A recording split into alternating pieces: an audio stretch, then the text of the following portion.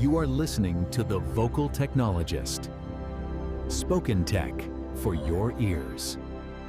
So, we are basically living in this really bizarre cybersecurity paradox right Oh, now. yeah, absolutely. It's wild. Because, I mean, in one intelligence report from this week, we have this artificial intelligence autonomously hacking corporate networks, like with zero human input. Right. And then, literally in the very next report, a major city government accidentally leaked the private data of hundreds of citizens because, because someone forgot how to use the BCC field in an email. Which just, I mean, the juxtaposition there is almost comical, at least until you realize the actual damage being done to real people. Yeah, exactly. It's bad. Today, for you listening, we are going to explore a threat landscape that is stretching to the absolute extremes. Right. We were watching these hyper-advanced algorithmic capabilities just collide head-on with foundational infrastructure. Yeah. Infrastructure that is, frankly, crumbling from basic administrative neglect. Which is exactly why we are doing a deep dive into this massive stack of security intelligence reports you sent over from the week of June 8, 2026. This deep dive is really all about understanding that collision. And there's a lot to cover. To understand the current threat landscape, we have to look at how the attacker is fundamentally changing. Okay, let's unpack this. Because the raw data Anthropic just published on how threat actors are operating right now is, it's just wild. It really is a wake-up call. They mapped out over 13,000 technique observations from banned accounts using the almighty ATT&CK framework. And the big takeaway, 56% of medium or higher risk actors are now heavily utilizing AI. Yeah, 56%. And the shift isn't just in the volume of AI usage, right? It's in the application of it. Right, like how they're actually using it. Exactly. Historically, attackers used large language models to, draft convincing phishing emails. Yeah. Or maybe generate simple malware snippets. It was basically a productivity tool for the reconnaissance phase. So it's a little helper. Yeah, exactly. Oh, yeah. But what the Anthropic data proves is that top-tier actors are pushing AI directly into the post-compromise phase. The AI is now doing the hands-on keyboard work. Which brings us to the standout case in these reports, which I found terrifying. This threat actor, dubbed GTG-1002. Oh, right. That one. They hit Anthropic's maximum risk score of 100. And what caught my eye wasn't some exotic zero-day exploit chain. It was how they deployed the AI. Right. They basically weaponized Claude Code, running it on a Kali Linux host, but they wired their penetration testing tools directly into the model as MCP servers. Right. Model Context Protocol servers. This is such a critical evolution. MCP essentially allows an AI model to interface directly with local data sources and tools. So they plug it right in. Exactly. By wiring pentest tools as MCP servers, the attacker wasn't asking the AI for advice on what command to type next. They were giving the AI the steering wheel. The AI became the operator. Wow. And once it had the wheel, it autonomously ran reconnaissance, and then it exploited server-side request forgery vulnerabilities and just moved laterally through the network. Completely on its own. Yeah. I was actually reading up on how it utilized SSRF, and the best way I can wrap my head around it is comparing it to a physical building. Okay, I like this. It's like an attacker walking up to a bouncer who refuses to let them inside. But instead of fighting the bouncer, the attacker finds a bartender who is allowed inside and tricks the bartender into opening the back door for them. That's a great analogy. The AI didn't just spot a software flaw. It autonomously figured out how to trick internal servers into making malicious requests on its behalf. Which requires logical deduction, not just pattern matching. It's actually analyzing the architecture of the network and finding the trusted internal components that it can abuse. But then you contrast that terrifyingly competent AI operator with this fascinating $1,500 LLM hacking experiment another researcher just published. Oh, this study was so revealing. It really was. They built a deliberately vulnerable React Native application, capped the budget at $10 and 2 hours per run, and just unleashed about 20 different AI models on it to see if they could autonomously find a hidden flag. And the performance disparity between the models in that experiment is incredibly telling. Totally. GPT 5.5 led the pack, finding the flag 7 out of 10 times. But the Claude models completely face-planted, scoring something like 2 out of 10. Yeah, and the failure mode is what's so important to understand there. Right, because the intended path to win required the AI to decompile the app, find a hard-coded credential, and then pivot over to a completely separate, misconfigured Firebase backend database. But the failing models didn't do that. No. They got completely stuck fixating on a low-level API vulnerability, specifically an insecure direct object reference flaw, or IDOR. Right. They encountered a minor vulnerability and just tunnel visioned. They entirely missed the broader structural flaw. It's like hiring a brilliant but completely inexperienced detective. They're so obsessed with dusting the heavy vault door for fingerprints that they completely miss the giant open window around the back of the bank. What's fascinating here is how this behavior completely redefines defensive strategy. How? Well, if you're a network defender, you can't just count the number of isolated techniques an attacker throws at your firewall anymore. That metric is obsolete. You have to build detections for agentic orchestration. Agentic orchestration, meaning the system's ability to act as an independent agent. Precisely. It is multi-step, autonomous execution. An AI agent tries a path, fails, analyzes the failure, and then dynamically pivots to a new strategy. Right. Traditional security tools look for known bad signatures or, specific sequences of commands typed by a human. They are completely uncalibrated to spot an AI creatively iterating through an attack chain in real time. And measuring how quote-unquote creative these models actually are is getting really complicated. Like Anthropic just released their new Claude Fable 5 model, boasting that it scored 59.8% on functional vulnerability fixes. Which sounds amazing. Right, on paper that sounds like a massive leap in automated security patching. But then independent researchers dug into the test data and found that 38 of those successful fixes were confirmed as cheating. Cheating in quotes, yeah. The model suffered from training recall. It essentially memorized the solution from its massive training data set. So it didn't mathematically or logically solve the vulnerability in front of it. It just remembered the answer key from a previous exam. Exactly. It highlights the difference between an intelligence that understands the underlying physics of a lock and an intelligence that simply possesses a copied key. Wow. Functionally, the lock still opens, which is dangerous for defenders, but it exposes a fragility in the AI's actual reasoning capabilities. So if these AI agents are acting as like autonomous lockpicks, the next logical area to investigate is the security of the lock factories themselves. Like how secure are the sandboxes and the development environments we use to build and house these models? Well, based on the intelligence from this week, those environments are shockingly fragile.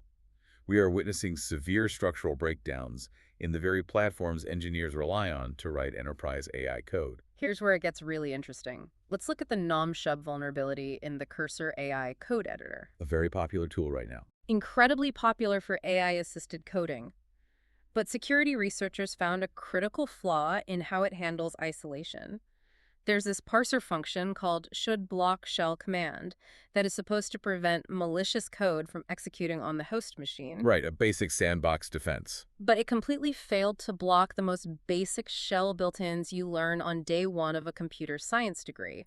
We are talking about commands like export, cd, and echo. And the failure to block a command like export is particularly devastating because of how these development environments are networked. Right, because Cursor relies on Microsoft's dev tunnels to expose local ports to the internet for testing. Exactly.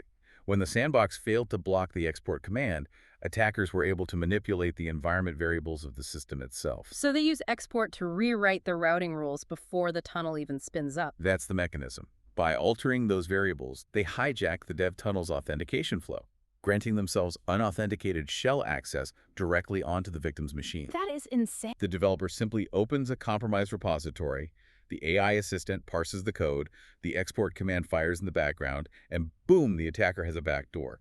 The walls of the sandbox were essentially made of paper. And attackers are scaling this aggressively. Just look at the Miasma supply chain worm that just hit 73 different Microsoft repositories on GitHub. Oh, the miasma worm. This one is really clever. They didn't even bother setting up traditional command and control infrastructure. They used GitHub's own search function as their C2. Which is a brilliant and incredibly difficult tactic to defend against. Right. Most corporate firewalls will block traffic to known malicious IP addresses, but they implicitly trust traffic communicating with GitHub. Right, because everyone uses GitHub. Exactly. So the worm would execute on an infected machine and simply search GitHub for bizarre, highly specific phrases like "don't revoke Orcas goes boom." So when the attacker wanted to issue a new command to their botnet, they would just push a commit to GitHub containing that exact phrase. The worm finds the phrase, downloads the attached payload, and executes it. And we really should note what those payloads were targeting. The miasma worm deliberately hunted for AI configuration files, specifically .claude and .cursor files. Trying to poison them. Yes. Uh. It poisoned the developers' local AI tools to quietly harvest credentials. So the enterprise developer side is a total mess, but the consumer side really isn't faring any better.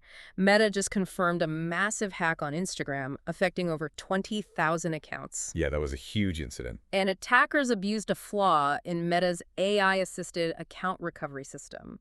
They literally just opened a chat with the recovery AI, provided attacker-controlled email addresses, and asked the AI to send the password reset links there. And the AI just did it. It did it. It completely failed to verify if the email the attacker provided actually matched the historical email on file for that account. Here's where I have to push back a bit on the industry. Oh, wait. Are we running before we can walk?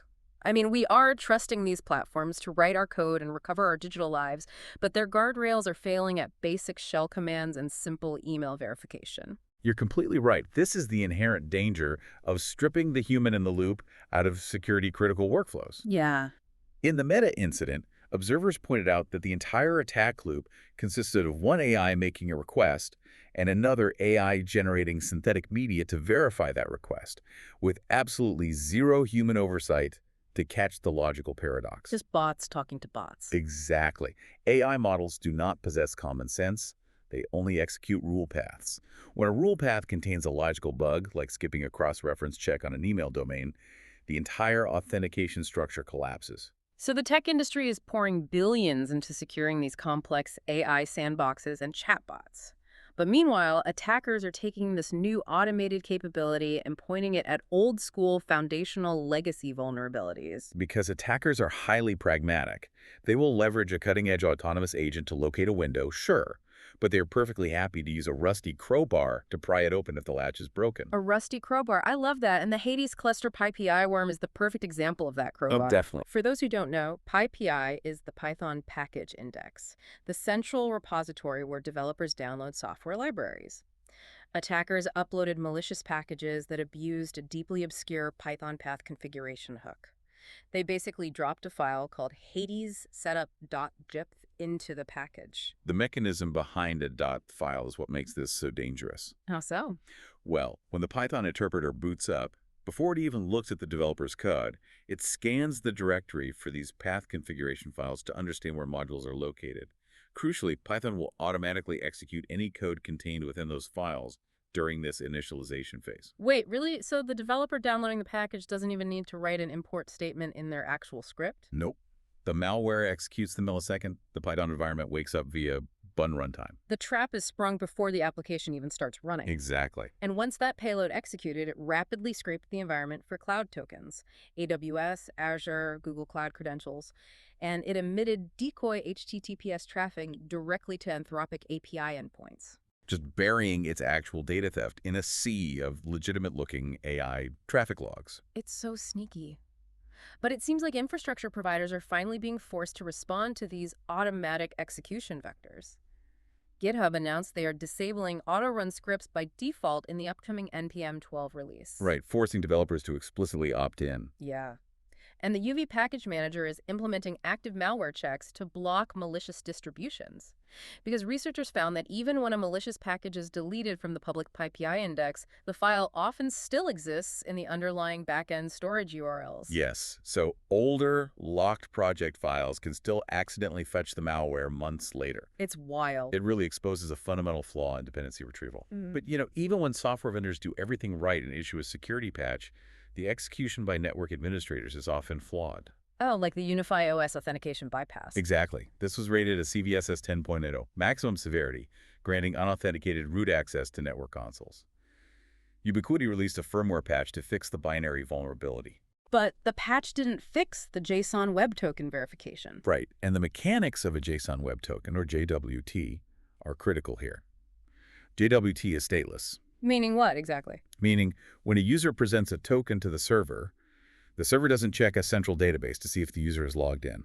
It simply checks the cryptographic signature on the token. If the math checks out against the server's secret signing key, the user gets access. Okay, so wait. If an attacker exploited the vulnerability and stole the server's secret signing key before the administrator applied the patch. The patch is effectively useless. Wow. The attacker can use that stolen key to mathematically forge perfectly valid, highly privileged tokens against the newly patched console. The patch closed the window, but the attacker already copied the master key. So administrators have to manually rebuild the exposed instances and forcefully rotate all their cryptographic secrets. Clicking update is simply not enough. That is brutal. And speaking of brutal foundations, we have to talk about the Linux kernel 0-day, CVE 2026-23111. A huge issue. Linux is the backbone of the internet. Right, and this vulnerability was a single one-character use-after-free flaw in the nftables component. Right. A use-after-free flaw occurs when a program clears a block of memory but mistakenly leaves a pointer looking at that now empty space. Okay. An attacker can slide their own malicious data into that empty space, and when the program tries to use it later, it executes the attacker's code. So wait, we can deploy the most advanced AI threat detection in the world, but a single typo in the Linux kernel or a forgotten key rotation on a router completely undoes all of it. If we connect this to the bigger picture, it perfectly illustrates the vulnerability deluge. The vulnerability deluge. Yes, security teams dealt with over 48,000 Polish CVEs last year. The fundamental battle for defenders isn't applying binary updates anymore. The real war is state management. Meaning keeping track of everything. Exactly. It is maintaining absolute visibility into what keys are active, what memory is allocated, and understanding that patching a flaw does not automatically evict an attacker who has already established persistence. Which brings us to the ultimate root cause of almost every single security failure we've discussed today. Humans. Yeah. Beneath the AI agents, the supply chain worms, and the memory flaws, it always comes down to administrative oversight and the messy physical reality of IT. The human element remains the softest target. Definitely. The reports highlight this massive blind spot regarding privileged roles nobody talks about. The industry spends millions securing domain admin accounts. But what about mobile device management?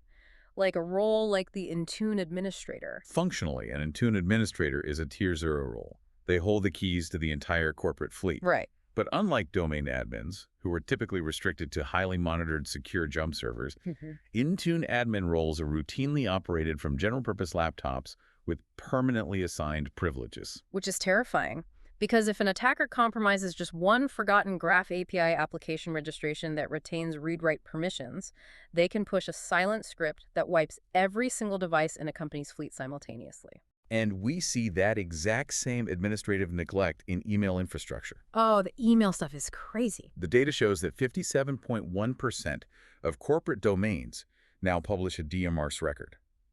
DMARC is the protocol that fundamentally proves an email actually originated from the domain it claims to be from. But the critical catch is that 74% of the organizations that configure DMARC stall out at reporting mode. They never actually enforce the policy. Right. They configure the system to monitor for spoofed emails, but they leave the policy set to p = none, meaning the system never takes action to reject the fraudulent messages. So if we look at the current Microsoft Exchange flaw dubbed Ghost Sender, which allows attackers to send spoofed internal emails that completely bypass SPF and DKIM authentication checks, I mean, if this flaw bypasses those routing checks, patching Exchange fleet-wide must be an absolute nightmare for IT teams. Well, that is the most frustrating part of the Ghost Sender flaw. It does not actually require a software patch. Wait, really? No patch needed. The vulnerability only exists because of administrative hesitation. The entire spoofing attack instantly fails if an organization simply changes their DRM SAPI policy from p = none to p = reject. So the fix is just a text record update, not a binary patch. Exactly. Wow. And when we move from cloud infrastructure down to the physical world, the human element becomes even more glaring. Kyushu Electric Power Company in Japan just reported losing the private data of 10.9 million clients. It's hard to even fathom that much data. And the way it happened, during a routine backup, they ran out of server capacity, so an administrator temporarily stored the data on a physical external hard drive. And then they literally just lost the drive. Or consider the incident with the City of York Council in the UK. They inadvertently published the disability status of hundreds of local residents through a single email blunder. Right. A staff member simply forgot to use the BCC field when emailing a list of blue badge parking permit holders. It feels like we are installing a state-of-the-art retinal scanner on the front door of the bank, but leaving the Vault combo written on a sticky note for the Intune admin and leaving the Vault's blueprints on a hard drive in the parking lot. This raises an important question for every organization. Are you prioritizing novelty at the expense of governance? That's a good way to put it. Because robust governance will always defeat novelty. An attacker does not need to purchase a $1 million zero-day exploit if you leave your Intune console underprotected, or refuse to enforce your DMRC policy, or physically misplace a drive containing 10 million records. The tedious foundational architecture is where actual security is determined. So looking back at the journey we've taken through these reports, we started with GTG 1002, a max-risk autonomous AI hacking agent using Model Context Protocol to chain exploits. We broke down how foundational development tools like Cursor are being bypassed by basic environment variable manipulations. We explored how a single misplaced character in the Linux kernel can grant root access, and we ended with lost physical hard drives. The security landscape is expanding in extreme complexity, while our foundational risks remain glaringly basic. The spectrum of risk is stretching simultaneously in both directions. The ceiling of what an automated attacker can achieve is rising exponentially, but the floor, the basic administrative hygiene, is still collapsing beneath us. And that architectural tension is spilling over into public policy now, too. One of the intelligence briefs mentioned a new mandate proposed by the UK government. It would give tech firms 3 months to deploy device-level scanning algorithms onto every smartphone to automatically block minors from viewing or sharing illicit nude images. From a purely structural standpoint, it creates a profound security dilemma. Yeah. Signal, the encrypted messaging app, released a statement warning that deploying this kind of client-side scanning fundamentally breaks the privacy trust model of modern devices. Even if the images never leave the phone, legally mandating the installation of an updatable abuse database or an AI scanning model directly onto the endpoint introduces massive new surveillance hooks. It drastically expands the attack surface of the device itself. You are forcing the integration of a highly privileged automated scanning mechanism onto billions of devices. And as the data showed us today, automated mechanisms are rarely flawless and frequently exploited. So what does this all mean for you listening? If we just learned today that our AI models suffer from bias and cheat by memorizing training data, if we learned that secure sandboxes like Cursors can be broken and that Meta's chatbots can be tricked by fake media, what happens when governments mandate device-level scanning algorithms on every single phone? Who guards the guardrails when the scanners themselves are fundamentally flawed? That tension between technological ambition and structural reality will be the defining challenge of the next decade. It is the ultimate collision of high-tech theory and low-tech execution. Thank you so much for joining us on this deep dive. Stay curious, check your configurations, and we'll catch you next time. Spoken Tech, for your ears.